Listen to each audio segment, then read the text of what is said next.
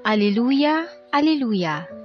Tayo ay laging magtanod sapagkat di natin talos ang pagbabalik ni Jesus. Alleluia, Alleluia!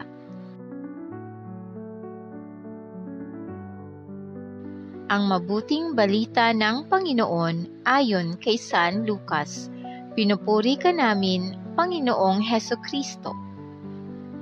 Noong panahong iyon, sinabi ni Jesus sa kanyang mga alagad, "Tandaan ninyo ito, kung alam lamang ng puno ng sambahayan kung anong oras darating ang magnanakaw, hindi niya pababayaang pasukin ang kanyang bahay. Kayo may dapat humanda, sapagkat darating ang Anak ng Tao sa oras na hindi ninyo inaasahan."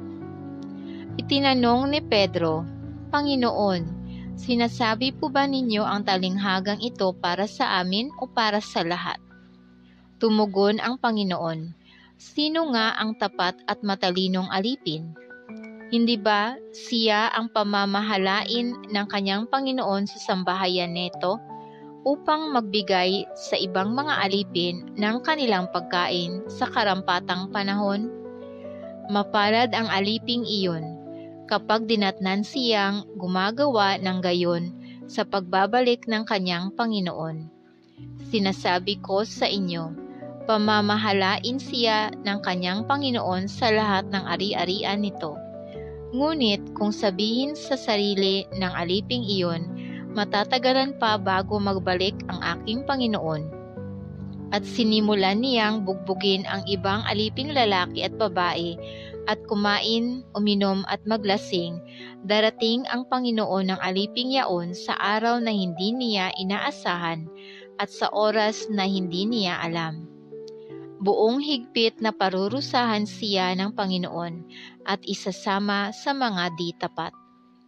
At ang aliping nakaalam ng kalooban ng kanyang Panginoon, ngunit hindi naghanda ni sumunod sa kalooban nito, ay tatanggap ng mabigat na parusa.